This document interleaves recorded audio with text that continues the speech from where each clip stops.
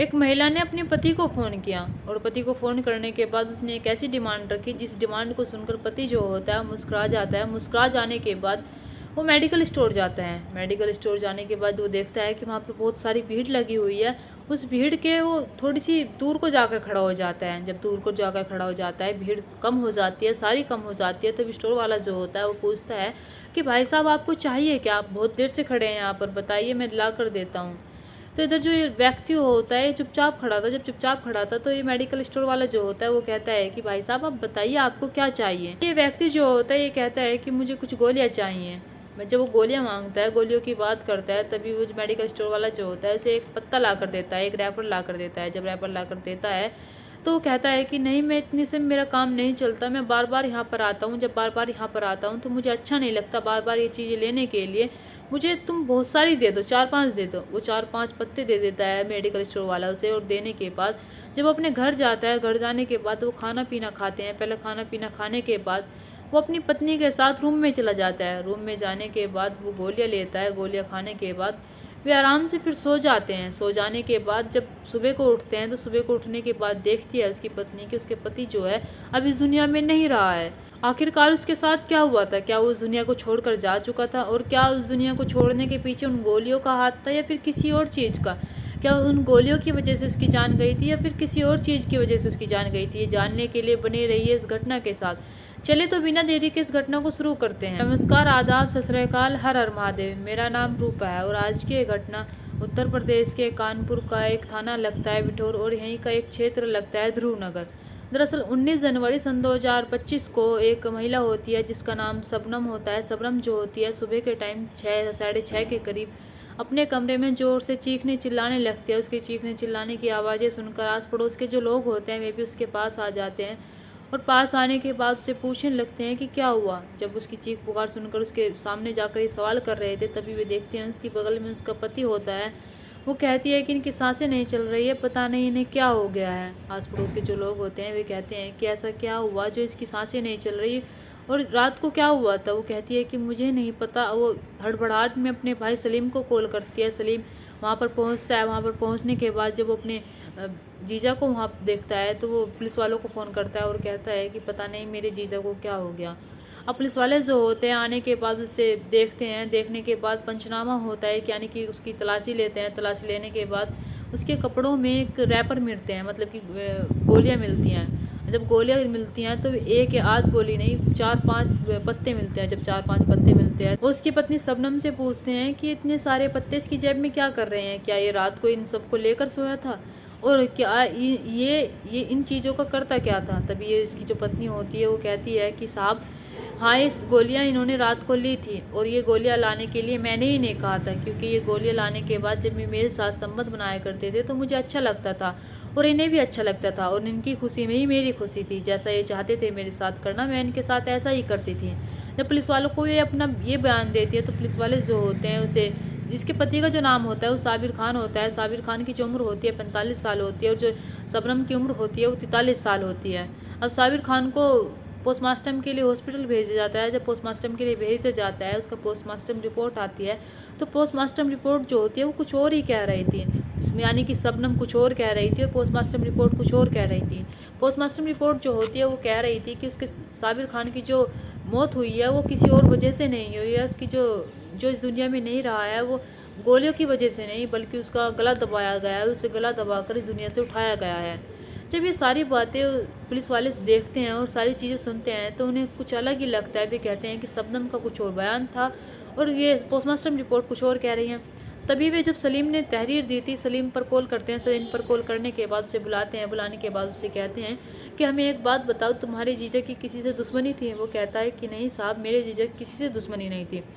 तो ये पुलिस वाले जो होते हैं वे कहते हैं कि तुम्हारे जीजा की जो इस दुनिया से उठाया गया है वो गोलियों की वजह से नहीं हुआ, उसका गला दबाया गया है। जब ये सारी बातें उसका जीजा सुनता है, सलीम सुनता है, तो वो हक्का बक्का रह जाता है। हक्का बक्का रह जाने के बाद वो कहता है कि साहब मुझे कुछ नहीं पता है। अब पुलिस वाले जो होते हैं वे इन दोनों का फ़ोन लेते हैं, यानी कि साबिर खान का और उसकी पत्नी शबनम का फ़ोन लेने के बाद उसका नंबर लेते हैं। नंबर लेने के बाद उनकी कॉल डिटेल निकलवाते हैं। कॉल डिटेल जो होते हैं वे जो साबिर खान के होते हैं बिल्कुल साफ़ होता है, इसमें कुछ सस्पेक्ट नहीं मिलता। लेकिन शबनम की जो कॉल डिटेल होती है उनमें कुछ सस्पेक्ट मिलता है। उनमें एक ऐसा नंबर मिलता है जिससे ये हो सके कि हाँ, ये शबनम ने किसी से बात करती थी दिन रात और किसी के टच में थी। नंबर जो होता है रिहान का होता है, यानी कि जिसकी उम्र अभी 20-22 साल होती है उसका होता है। रिहान जो होता है एक ऑटो चालक होता है, वो ऑटो चलाता है। अब जैसे ही उसको देखा जाता है तो रिहान को उठाकर लाया जाता है, रिहान के साथ साथ शबनम को उठाकर लेकर आया जाता है। शबनम से पूछताछ की जाती है, रिहान से पूछताछ की जाती है और उनसे पूछा जाता है कि तुम एक दूसरे से इतनी देर देर तक, इतने घंटों घंटों तक क्या बातें करते हो। अब रिहान जो होता है वो कहता है कि साहब मैं इसका दोस्त हूँ। शबनम भी जो होती है वो भी यही कहती है कि साहब ये मेरा दोस्त है और हम नॉर्मली बात करते हैं, हमारे बीच कोई ऐसा मसला नहीं है जिससे आपने हमें यहाँ पर उठाकर लेकर आया है। और आपसे मेरे पति की जो कातिल है वो तो ढूंढा नहीं गया, लेकिन आपने मुझे यहाँ पर आकर बैठा लिया है। पुलिस वाले जो होते हैं वे कहते हैं कि हम यही काम कर रहे हैं, कातिल को ढूंढने का ही काम कर रहे हैं, हम जितना आपसे पूछ रहे हैं सिर्फ आप उतना हमें जवाब दीजिए। अब रिहान जो होता है और ये शबनम जो होते हैं जब अटपटे सवाल देने लगते हैं, पुलिस को गुमराह करने लगती है, पुलिस वाले जो होते हैं वे समझ जाते हैं, उन पर ज़्यादा दबाव डालते हैं। जब दबाव डालते हैं तब ये कहीं जाकर टूट जाते हैं और टूट जाने के बाद ये एक ऐसी कहानी सुनाते हैं जिस कहानी को सुनकर हर कोई शायद यही सोचेगा कि ऐसा कर कैसे सकते हैं। हम जो होती है वो बताती है कि साबिर खान जो होते हैं वे उत्तर प्रदेश का एक जिला लगता है औरैया, और यहीं का एक इलाका लगता है दिव्यापुर, यहीं के रहने वाले होते हैं। अब जब यहीं के रहने वाले होते हैं, जब इनसे मेरी शादी होती है, शादी होने के बाद हम 20 साल पहले यहाँ पर आकर रहने लगे थे, यानी कि इस जगह पर आकर रहने लगे थे जहाँ पर अब हम यहाँ पर रह रहे हैं। और जब पुलिस वाले ये बात कहते हैं तो कहते हैं कि तुमने मारा है, फिर क्यों मारा है। तो बताती है कि साहब वो मुझे पीकर रोज़ मारता था और मेरे साथ ज़बरदस्ती करता था और मुझे गोलियां खाकर मेरे साथ संबंध बनाया करता था, हम दोनों में बिल्कुल भी नहीं बना करती थी।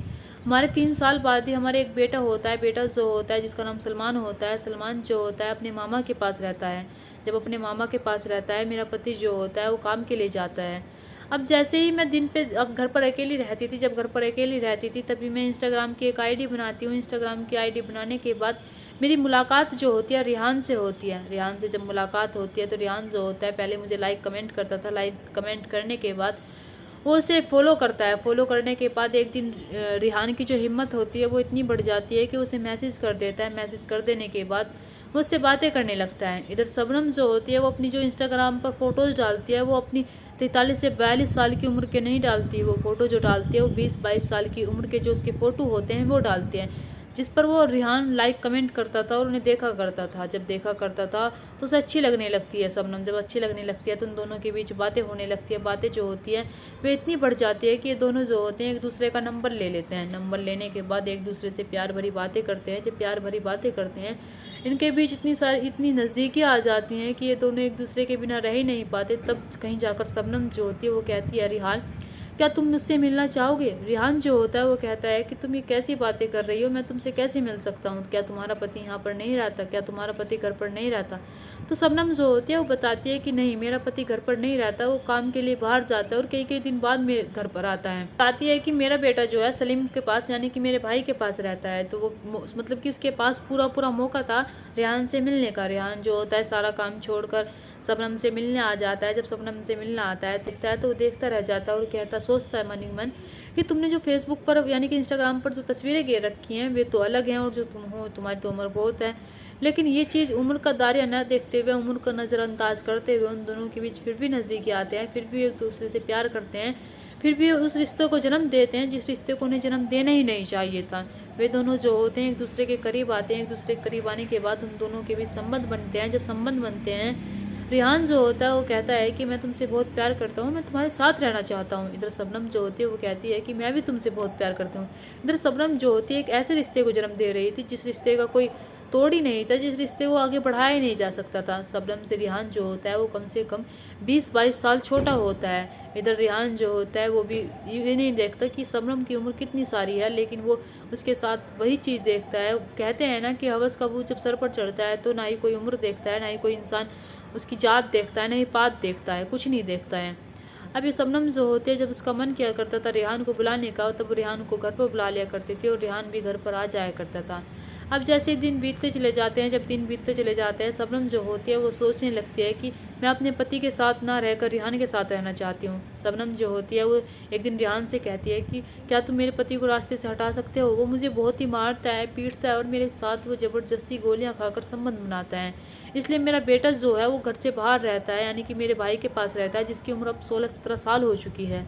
और ये मेरा पति जो है, हम दोनों के बीच आए दिन लड़ाई होती रहती है, आए दिन हमारे घर में क्लेश रहता है, क्या तुम इसे इस दुनिया से हटा सकते हो। रेहान जो होता है वो कहता है कि ठीक है, मैं देखता हूँ किसी को। अब रेहान जो होता है, एक रेहान का दोस्त होता है जिसका नाम विकास होता है। विकास जो होता है उसके साथ ऑटो चलाया करता था, लेकिन वो ऑटो छोड़कर पंजाब के लुधियाना के एक परिवार में यानी कि एक घर में वो काम करता है, यानी कि नौकर बनकर रहता है। जब वहाँ पर खाना बनाया करता था, काम किया करता था, तभी रेहान का फ़ोन विकास को जाता है। वो विकास से कहता है कि क्या तुम्हें पैसों की ज़रूरत थी, तुम मुझसे बोल रहे थे। विकास जो होता है वो कहता है कि हाँ भाई, मुझे पैसों की बहुत ज़रूरत थी और मुझे पैसे चाहिए भी, क्या तू दे सकता है। तो रेहान जो होता है वो कहता है कि ठीक है, तुझे पैसे मिल जाएंगे, लेकिन उसके बदले तुझे एक काम करना होगा। जब विकास उसकी ये बात सुनता है तो कहता है कि बताओ। तो रेहान जो होता है वो कहता है कि मैं तुम्हें ये सारी बातें फ़ोन पर नहीं बता सकता, क्या तुम मेरे पास आ सकते हो।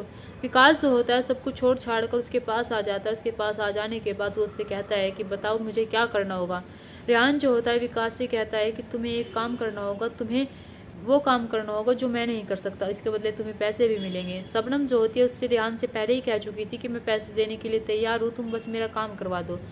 अब रेहान जो होता है जब विकास से सारी बातें कह रहा होता है तो विकास जो होता है बड़ा रिस्क का काम है, मुझे देख लेना, 20,000 रुपये चाहिए। तो 20,000 रुपये दे देने के लिए तैयार हो जाते हैं। विकास जो होता है वो सोचने लगता है कि अब मैं अपने लिए नया ऑटो खरीद लूँगा और शायद सब कुछ सही हो जाएगा मेरी ज़िंदगी में। लेकिन उसे नहीं पता था वो किसी ज़िंदगी की ओर जा रहा है, वो किस रुख मोड़ रहा है, कैसी जगह जा रहा है। अब विकास और रेहान जो होते हैं ये यहाँ पर आ जाते हैं, यानी कि जो घटना स्थल से पास आ जाते हैं। घटना स्थल के पास आने के बाद एक होटल में रुकते हैं। 18 जनवरी को ये होटल में 17 जनवरी को ये होटल में रुकते हैं। होटल में रुकने के बाद ये शबनम इनके पास आती है। पास आने के बाद इनसे कहती है कि तुम्हें कैसे कैसे करना है और मैं क्या क्या करूँगी।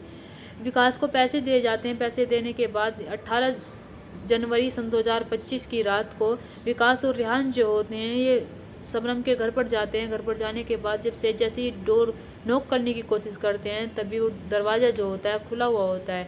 वे अंदर जाते हैं। अंदर जाने के बाद शबनम जो होती है वो पहले से ही जागी हुई थी, यानी कि जिस दिन वो शबनम ने गोलियां मंगवाई थी उससे 3-4 पत्ते मंगवाए, तो ये उस दिन की बात होती है।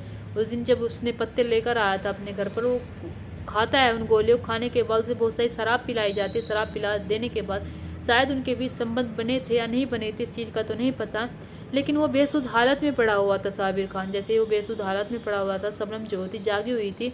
तभी वो रेहान और विकास को जब देखती है तो उनसे कहती है कि तुम अपना काम खत्म करो, काम खत्म करने के बाद जल्द से जल्द यहाँ से चले जाओ। तभी शबनम जो होती है उसमें इतनी हिम्मत आ जाती है कि उसकी छाती पर बैठ जाती है। छाती पर बैठने के बाद विकास जो होता है उसका गला दबाता है और रेहान जो होता है उसका पैर पकड़ता है, और पैर पकड़ने के बाद वे तीनों जो होते हैं उसकी बड़ी बेरहमी से हत्या कर देते हैं, यानी जान ले लेते हैं। जान लेने के बाद रेहान विकास दोनों उस घर को छोड़कर चले जाते हैं और कहते हैं कि शबनम तुम देख लेना, सब कुछ अच्छे से संभालना, अब हम दोनों एक साथ रहेंगे। यानी कि रेहान ये सारी बातें शबनम से कहता है। जब शबनम जो होती है वो कहती है कि अब किसी बात की टेंशन नहीं है, अब मेरे पास कोई नहीं रहेगा, अब मेरे पास रहोगे तो सिर्फ तुम रहोगे। रेहान जो होता है जब चला जाता है और अगला दिन आता है 19 जनवरी सन 2025 का दिन आता है, तो देखती है वो चीखने चिल्लाने लगती है, जिससे कि लोगों को लगे कि इनकी मृत्यु जो हुई है वो किसी और कारण से हुई है। लोग जब घर पर आते हैं, घर पर आने के बाद देखते हैं तो वो अपने भाई को फ़ोन करती है। भाई जो होता है वो समझ जाता है और सोचने लगता है कि जिस बहन की मेरे भाई से, मेरे जीजा से बनती नहीं थी, वो आज क्यों रो रही है, वो आज इतनी क्यों रो रही है जब वो इस दुनिया में नहीं रहा है। क्योंकि इनके बीच हर दिन लड़ाई हुआ करती थी, हर दिन कलेश हुए करते थे, इसलिए इनका जो बेटा होता है उसके पास भी नहीं रहता था, मेरे पास रहता था।